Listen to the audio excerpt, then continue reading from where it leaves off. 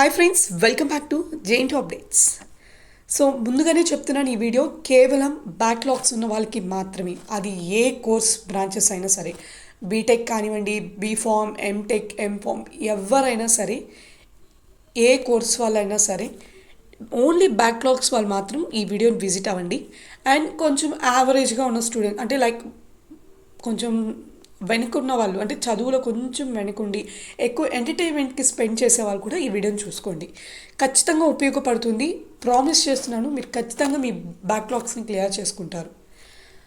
కానీ ఇక్కడ మన యూనివర్సిటీలో పేపర్ వాల్యుయేషన్స్ ఏ విధంగా జరుగుతుంది అంటే, కంటెంట్ని చూస్తారా లేదా లెంత్ని చూస్తారా అనే దానిపైన ఈరోజు మాట్లాడుకుందాం. అసలు పేపర్ వాల్యుయేషన్ ఏ విధంగా జరుగుతుంది, సో మెయిన్గా ఫ్యాకల్టీస్ ఎలా కరెక్షన్ చేస్తారు, రిజల్ట్స్ వచ్చేసిన తర్వాత రీకౌంటింగ్ ఛాలెంజ్ వాల్యుయేషన్స్ మనకి ఉపయోగపడుతుందా అనే దానిపైన ఈరోజు ఈ వీడియోలో మాట్లాడుకుందాం.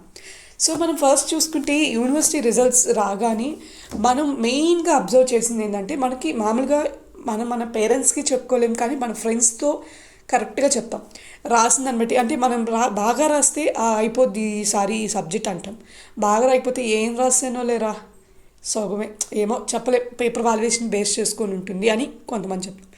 ఏదేమైనా మన ఫ్రెండ్స్ దగ్గర ఓపెన్ అవుతాం, మన పేరెంట్స్ దగ్గర ఓపెన్ కాలేం. అండ్ ఇక్కడ వచ్చేటప్పటికి మనం ఎగ్జామ్ రాసేటప్పుడే మనం ఆ సబ్జెక్ట్ క్లియర్ చేసుకుంటామా క్లియర్ చేసుకోమా అనేది ఒక ఐడియా వస్తుంది మనకి.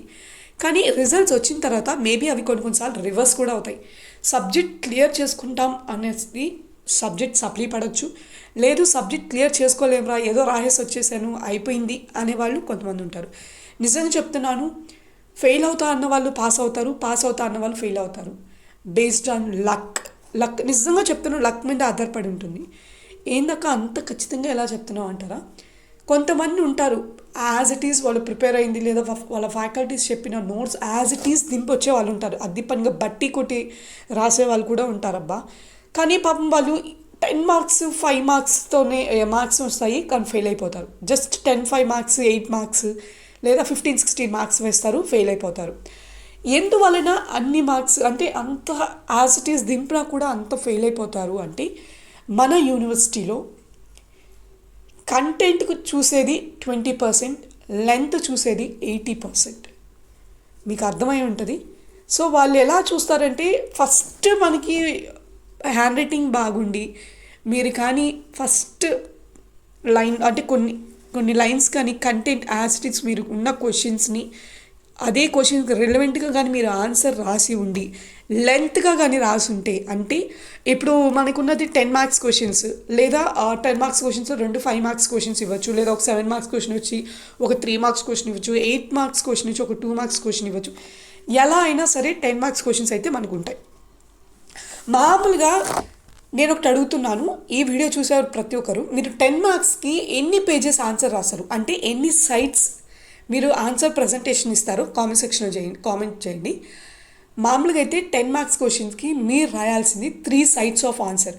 అంటే ఫ్రంట్, బ్యాక్, మళ్ళీ ఫ్రంట్, 3 సైడ్లు కానీ మీరు 10 మార్క్స్ క్వశ్చన్కి ఆన్సర్ కానీ అటెంప్ట్ చేయగలిగితే, అంటే నేను మొత్తం అక్క అంత కంటెంట్ ఆన్సర్ రాదు కదా, ఎక్కడా లేదు కదా అంత కంటెంట్ ఆన్సర్ అని మీరు అనుకోవచ్చు. మీరు starting as it is content ఉన్నది రాయండి, మధ్యలో మీకు ఆ క్వశ్చన్కి సంబంధించిన మెయిన్ పాయింట్స్ గుర్తుకొస్తాయి, అవి మధ్యలో రాసుకోండి. అండ్ మీరు ఆ యూనిట్లో చదివే ఉంటారు, ఆ యూనిట్కి సంబంధించిన రిలవెంట్ ఆన్సర్లు కూడా అటెంప్ట్ చేయండి. యాజ్ ఇట్ ఈస్గా మనకు కావాల్సింది 3 సైడ్స్ మనం ఆన్సర్స్ని అటెంప్ట్ చేయాలి. ఎప్పుడైనా సరే అది ఎవరైనా సరే సబ్జెక్ట్ నాలెడ్జ్ ఉన్న వాళ్ళైనా కరెక్షన్ చేస్తారు, లేదా ఆ సబ్జెక్ట్ డీల్ చేసే వాళ్ళైనా కరెక్షన్ చేస్తారు, ఆ సబ్జెక్ట్ మీద లిటిల్ బిట్ గ్రిప్ ఉన్న వాళ్ళైనా పేపర్ వాల్యుయేషన్ చేస్తారు, కొద్దిగా 1 year ఎక్స్పీరియన్స్ ఉన్నా కూడా పేపర్ వాల్యుయేషన్ చేస్తారు. ఇలా పేపర్ వాల్యుయేషన్ చేసే వాళ్ళకి మీరు రాసే కంటెంట్ యాజ్ ఇట్ ఈస్గా వాళ్ళకి ఏమైనా గుర్తుంటుందా అంటే ఉండదు. సో ఎప్పుడైనా సరే లెంత్ మీద ఆధారపడి మీ మార్క్స్ అనేవి ఉంటాయి. ఇప్పుడు నెక్స్ట్ మనకి సెకండ్ ఇయర్ రాబోతున్నాయి, అది బీఫార్మసీ, మళ్ళీ ఎంటెక్, ఎవరైనా సరే మెయిన్గా అయితే ఎంటెక్ కోర్సు సబ్జెక్ట్స్ అంటే మేనేజ్మెంట్ సైన్స్, తర్వాత వచ్చేటప్పటికి మెఫా, ఇటువంటి సబ్జెక్ట్స్కి అయితే మీరు ఇంకా ఎంత సోది కొడితే అంత బెటర్గా మీరు పాస్ అవుతారు. అండ్ ఇక్కడ మరి ఫార్ములాస్, ఈక్వేషన్స్, డయాగ్రామ్స్ ఉన్నవి మాత్రం మీరు రాసే థియరీ ఎలా అయినా ఉండనివ్వండి, ఇవి మాత్రం హైలైట్ చేయండి. ఇవి కానీ ఉంటే, ఇవి లేకపోతే మాత్రం థియరీ మీ ఇష్ట ప్రకారంగా, అంటే ఇష్ట ప్రకారం అంటే కంటెంట్ లేకుండా అయితే రాయకండి.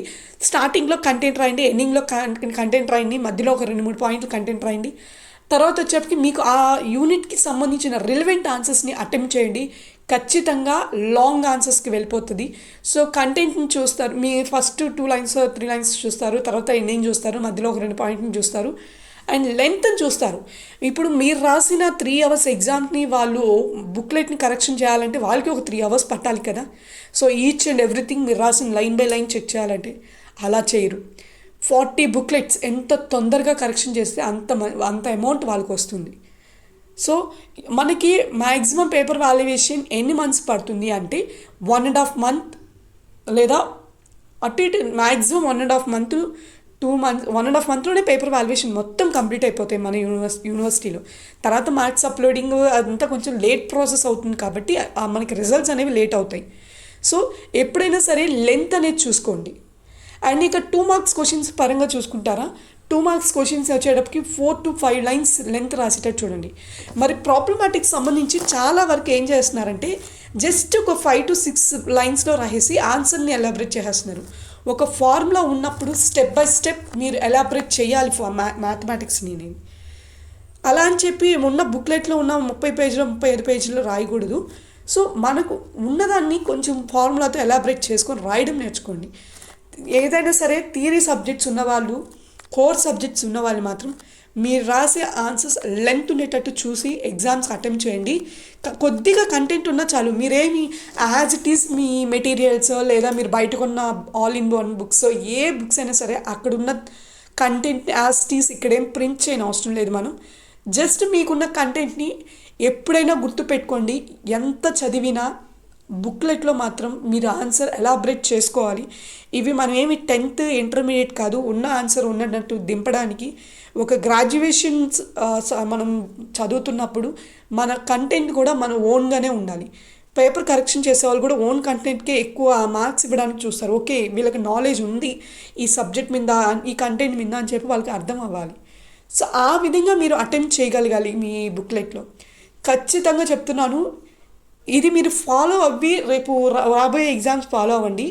అండ్ మీరు రిజల్ట్స్ వచ్చిన తర్వాత మీకు ఏ విధంగా వచ్చినాయి అనేది చూడండి. ఎన్ని బ్యాక్లాగ్స్ ఉన్నవి పక్కన పెట్టండి. ఈవెన్ పాస్ అవుట్ అయిన వాళ్ళు జాగ్రత్తగా ఎగ్జామ్స్ రాయండి. అండ్ లాస్ట్ ఛాన్సెస్ వాళ్ళు కూడా ఇది ఖచ్చితంగా ఫాలో అవ్వండి. ష్యూర్ అబౌట్ దట్ మీరు ఖచ్చితంగా పాస్ అవుతారు. ఎలాబరేట్ చేయడం మాత్రం ఎట్టి పరిస్థితుల్లో మర్చిపోకండి. ఏదైనా సరే ఎలాబరేట్ చేసి లెంత్ ఆన్సర్స్ రాయండి. 5 మార్క్స్ క్వశ్చన్కి ఒక పేజ్ రాయండి. ఒక పేజ్ అంటే మరీ ఒక పేజ్ రాసి కానీ 1 సైడ్ రాసి సెకండ్ సైడ్ హాఫ్ రాయడానికి ట్రై చేయండి. ఖచ్చితంగా పాస్ అవుతారు, దాంట్లో డౌటే లేదు. ఏమి రాయినోడు పాస్ అయ్యాడంటే వాళ్ళ దగ్గరికి వెళ్ళి అడగండి. కొంతమంది అయితే ఏమి రాయకుండానే క్వశ్చన్ పేపర్ ఏ విధంగా వచ్చినా బుక్లెట్లు నింపేస్తుంటారు చాలా వరకు. మీరు కావాలంటే మీ ఫ్రెండ్స్ని కూడా అడగండి. ఎవరైనా ఏం చదవనాడు, రేను ఏం చదవకపోయినా ఎలా పాస్ అయ్యామని అడగండి. నేను అటెంప్ట్ చేశాను, ఇలా ఇన్ని పేజెస్ రాశానని చెప్తారు. సో అది చూడండి ఫస్ట్. ఓకే, సో నాకు తెలిసినంత వరకు మీరు ఖచ్చితంగా ఇప్పుడు ఇది ఫాలో అవుతారనుకుంటున్నాను. ఇది ఫాలో అయ్యి ఒక ఎగ్జామ్ రాయండి, మీకే ఒక నమ్మకం అనేది వస్తుంది. సో దాని విధంగా మీరు మీ ఎగ్జామ్స్కి ప్రిపేర్ అయ్యి మీ ఎగ్జామ్స్ అనేది అటెంప్ట్ చేస్తారు ఎక్కువ ఎలాబరేట్ చేయడానికి. So I hope your follow. And రాబోయే ఎగ్జామ్స్ లాస్ట్ ఛాన్స్ కానివ్వండి, బీటెక్ ఫైనల్ ఇయర్ వాళ్ళకి project work, BTech second year exam notification వచ్చింది. అందరూ బాగా ప్రిపేర్ అవ్వండి. బ్యాక్లాగ్స్ ఉన్నాయని చెప్పి భయపడవలేదు, అన్నీ క్లియర్ అవుతాయి. And I wish you all the best. ఎవరో ఏదో అనుకుంటున్నారని మాత్రం పక్కన పెట్టండి. బీటెక్ అన్నప్పుడు ఎంటెక్ ఎంఫామ్ ఏదైనా సరే బ్యాక్లాగ్స్ అనేది కామన్. టాపర్కి కూడా బ్యాక్లాగ్స్ ఉంటాయి, దాంట్లో ఎటువంటి ప్రాబ్లం అయితే లేదు. ఇంటర్లో 10 పాయింట్స్ వచ్చిన వాళ్ళు కూడా బీటెక్లో బ్యాక్లాగ్స్ ఉన్న వాళ్ళు ఉంటారు. సో బ్యాక్లాగ్స్ ఎవరో ఏదో అనుకుంటారు, బయటోడు ఏదో అంటారు, మన ఫ్రెండ్స్ ఏదో మనం చాలా చిన్నగా చూస్తారు, అవన్నీ పక్కన పెట్టి మీరు క్లియర్ చేసుకోవడానికి ఫుల్ ట్రై చేయండి. I wish you all the best and thank you so much for watching JNTUA updates. And వీడియోని లైక్ చేయండి, షేర్ చేయండి.